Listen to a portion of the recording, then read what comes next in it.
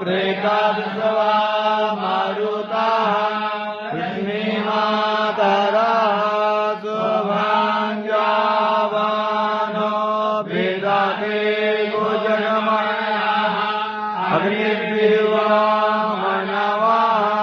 सूरचक्षासो विद्वेनो देवा अवसागमान्यः बदनं कर्णे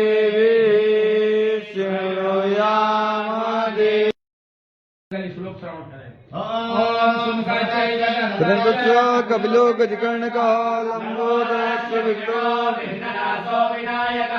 धूम्रकेतुर्गणाध्यक्ष बालचंद्रो गजाननः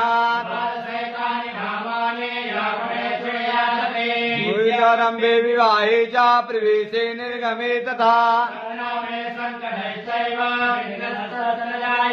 शुक्लाम्बरधरं देवं शशिवर्णं चतुर्भुजम् आवेश्य